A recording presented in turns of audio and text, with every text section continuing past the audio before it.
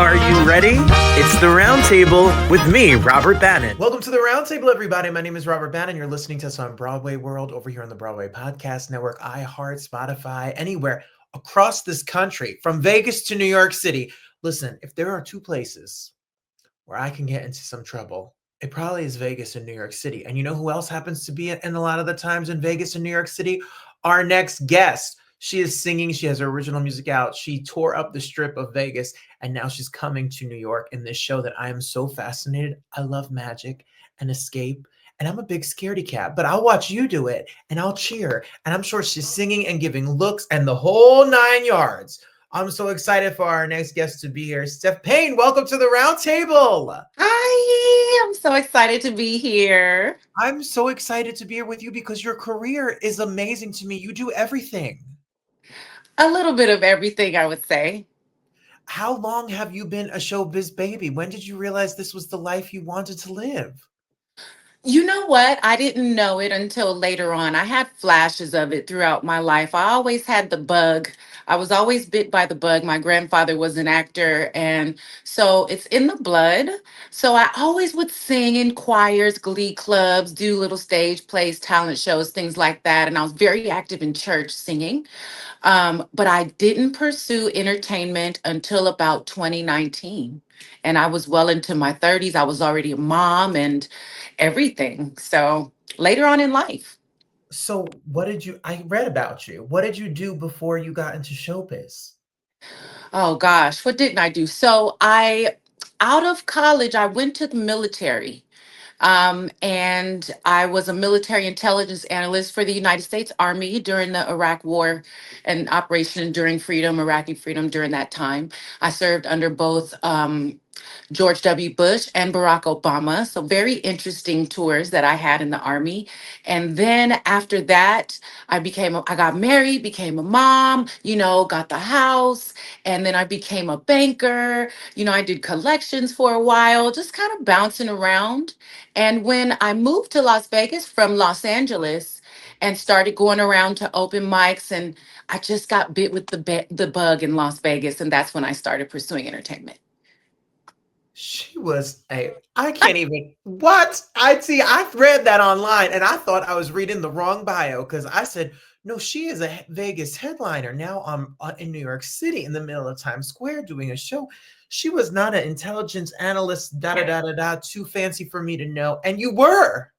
I was. I also did ministry for a while. I just have always been a servant, is what I noticed, whether it was serving in the military, as a parent, as a wife, as a minister at the time, or now serving as an entertainer, serving the public, entertaining people. I just love to give and serve, and that's my happy place.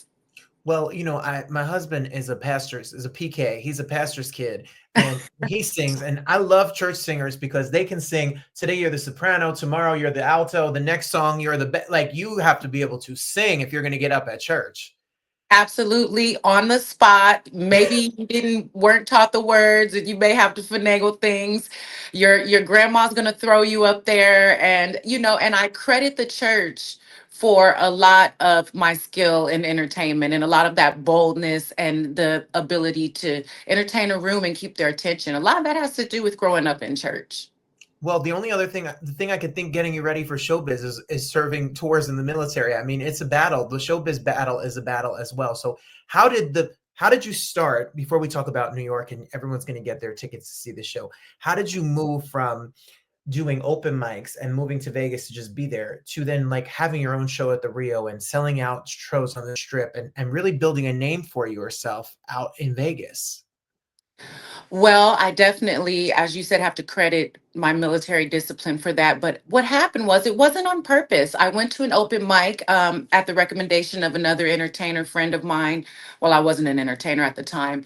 I was a fan of his. And it was his brother's open mic, and his name was Bobby Rose. His brother, Greg Rose, they had a group in the 70s.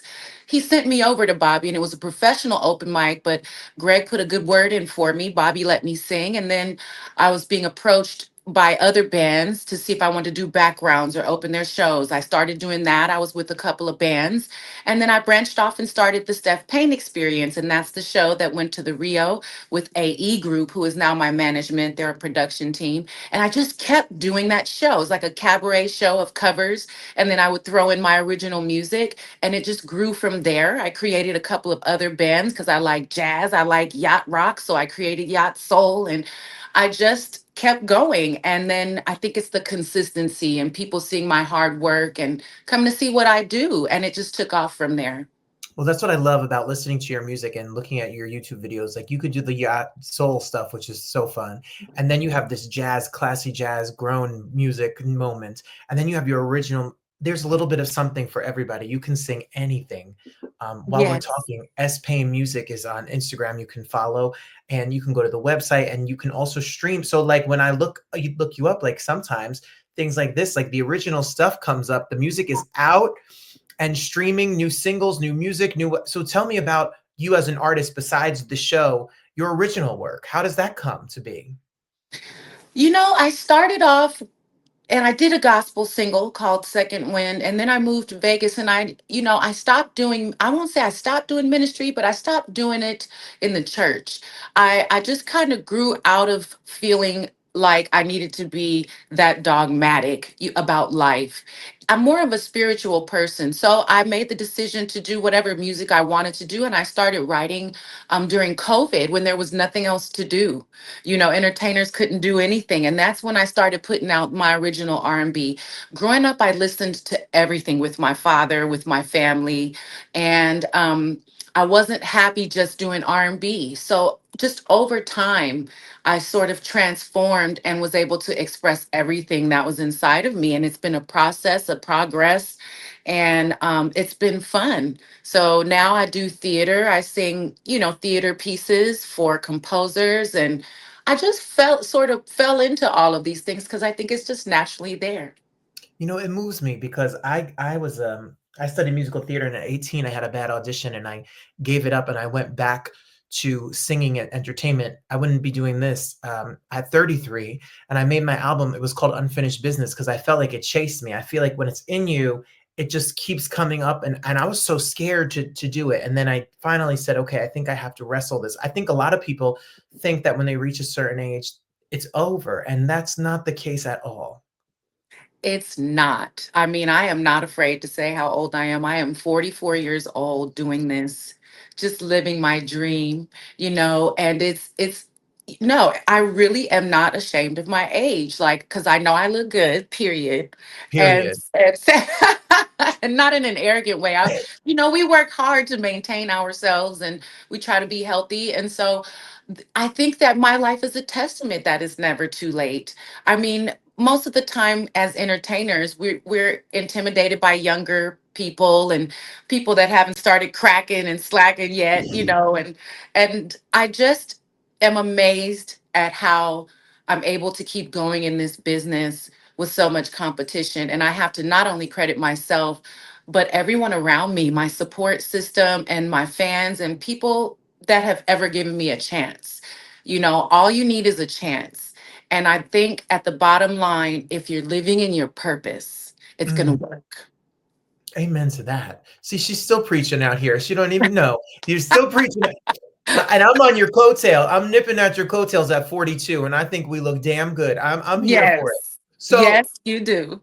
back at you, back at you. So well, that's it. Moisturize everybody. Yes. So, you are now in New York, and I am so in love with magic shows and escape shows, and I have followed and loved. Growing up, I was into all the magic specials on TV and all of the things. This show sounds so exhilarating. I don't even. Can you explain? Can you explain what Seven Deadly Sins is? And Lord, can you tell us how this came to be for you? This is another thing that fell into my lap. I mean, honestly, I cannot write these things in a book. I couldn't have written these things into a movie script. I wouldn't have thought of it. So, the quick rundown is a lovely, lovely person, a pianist, one of the most wonderful people I know, from the Jersey Boys musical, and just does a lot of things. Well renowned, Philip Fortenberry recommended me to Tom Caruso, the Broadway director, for this role. And Tom reached out to me, and and he asked me if I would be interested in something like this, if I was able to come to New York. I said, let me work it out. And I did the sides, and I sent the sides in. For those that don't know, that's lines, some lines here from the script, just for the directors and the production team to see me in action. I sent those in. I did the callback, and they offered me the role. I it, I didn't know it was there. I didn't seek it out. This is what happens when you work hard. You keep your reputation clean. You treat people well, and you're well respected. Your name just gets spoken of in rooms you're not in. And that's how this happened for me. And here I am. So tell me about the show and what is your role? What do we hear you? Do you sing? Do you what do you do in the show?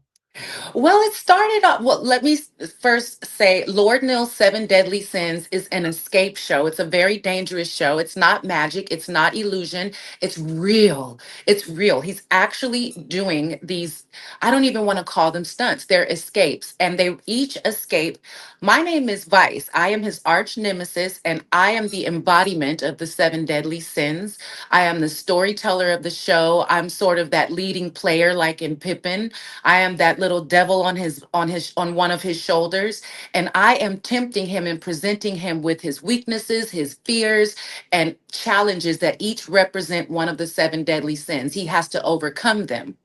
So that's essentially what the show is about. I am the only one with lines. So I had 9 pages of script to learn in 1 week. Choreography. I mean, there are 10 beautiful dancers. The cast is entirely beautiful. Lord Nil is just intriguing, and he's inspiring. He inspires people to conquer their fears, whereas Vice makes you face them. And she teaches you how to own space. That's what I'm learning from this character, is owning my space. She's fierce. And she looks fierce, and I love this idea. So you tempt him with the seven deadly sins, and Yeah, each one of them is represented in some kind of dangerous escape that happens live on stage every night. absolutely.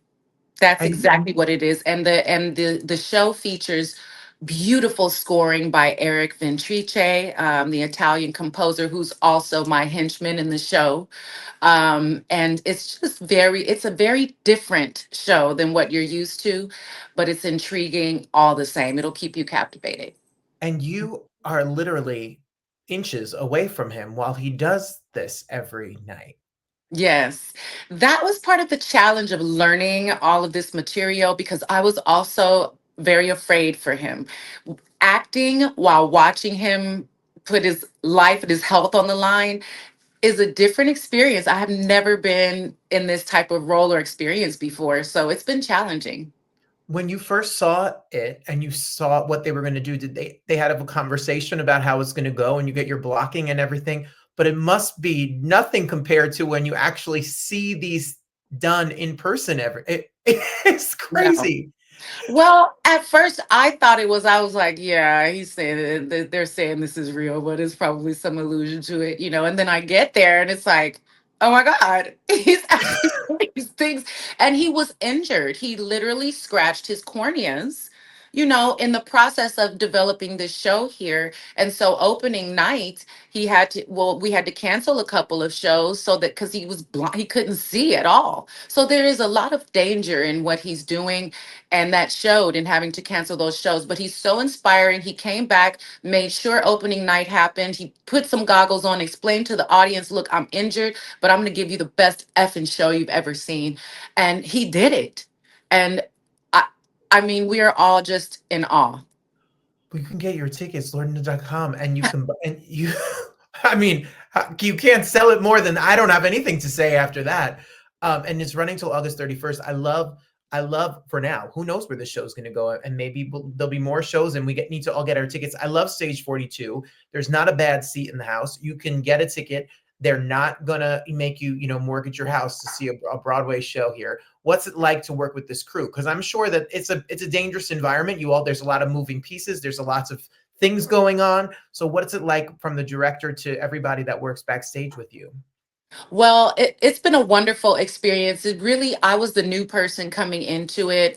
They were already like a family from developing the show in Germany. I knew one person named Darian Swan, that's a dancer on the cast because we worked together at Mayfair Supper Club in Las Vegas. And but everybody was very welcoming. The production team is wonderful. Alberto Oliva is an Italian director. He is the director of the show. Tom Caruso is the artistic director. Stefano Alessandrino is the choreographer and resident director, and Reiner Hackle is sort of the GM of the show. I mean, the entire team is just amazing. So they made the process as comfortable and as easy as possible for me because they knew it was a big workload. So I'm just grateful to be part of such a wonderful cast. Not only are they beautiful people, it's just good. It's good energy. I love it. I think sounds like the perfect summer night out to bring a date, bring your family. Like this is something different. If you're looking for something fun and unique, go see the show, grab some dinner, and have a unique. It's just like the most quintessential unique New York experience. Truly, Yes, it is. It's very different. you don't see this anywhere. You're not going to see this anywhere else. So this is the chance to see it. Do you enjoy the theater world? I mean, I know there's nothing like doing a concert, and it's fun to talk to the audience and be Steph, but to embody a character and get to take on a whole nother person is such a fun experience as well. It's a wonderful experience and it's a graduation in my career because now I really get to focus on my acting chops. There was singing in the show, but it was removed because it's really not needed. So I do not have to sing in this show. I really get to be the actor, the actress, Steph Payne, and show everybody what I can do in this world. I've been a part of the Las Vegas Follies and also God Lives in Glass in Las Vegas. So I have some musical theater experience, but this is the biggest one for me. So I'm loving it. Now you're in New York. Maybe New York's going to keep you. Who knows what's coming down? That's Well, we shall see. I'm hearing the show um, will be popping up somewhere else. I'm not at liberty to say so, but I want you all to keep your eyes open as to where we're going from here. We all may right. be So back though. we got to follow you on Instagram. We got to buy our tickets to see the show, Yes. so that we can all check out the show and see what you're going to do. And then for you as an artist, do you still have time? I know you're pretty busy doing your show every night, but are you still tinkering away, thinking of new music, planning the next chapter for you? Absolutely. The next chapter for me is going to involve a renowned producer by the name of Teddy Riley. I'm going to be recording some music with Teddy, and I am over the moon excited about working with him. And he is such good people, him. And I'll be working with Sky Monroe as well. She's a wonderful writer and artist herself. And that is what's part of this chapter as well for Steph Payne. Steph Payne just dropped that name right out, like, oop, Teddy Riley, Yes, a I little need. somebody named Teddy Riley. Y'all, I grew up on Blackstreet. I don't know where y'all were, but I mean, that is icon status right there. Oh, Yes. how exciting. You are proof that you can do it all. You can be on stage, you can be singing, you can be recording, you can be acting. You're out here doing it all. Yes. Oh, and just talking about the show, I need a Xanax because my anxiety in a good way is You should take one before you come if you need one because it is very thrilling and I'm just so excited about this chapter. I'm thankful for them having me and trusting me with this huge role. It is a big workload and they trusted me with it and I'm just so honored to be there. I'm honored that Teddy would even want to work with me. I'm just grateful. I'm at a grateful place in my life. Well, they're honored for you to have work with you because you can sing. You're out here doing the work and then now acting up there on stage in New York City. I was going to eat lunch and was going to tell you and joke that my favorite deadly sin is gluttony because I am a foodie. I'm a foodie too, and they asked me that in an interview when media came in, and I chose the same sin. Some people want lust. Some people, no, give me a pizza and leave Yes, me alone. All right. yes. So But I'm so excited for you and this journey. We'll be following you. We're fans of the experience. We look for the new music and we'll all be getting our tickets. Go to lordnil.com and get your tickets to see the show. Right now it's running till August 31st over at Stage 42. You got to check it out. It's a great place to see a show. And my show's your show. Next time you have music and new things to talk about, please come back and tell us all about it. Thank you, Robert. It's been so much fun talking to you today. Thank you for having me. My pleasure. Thank Good luck you. with everything.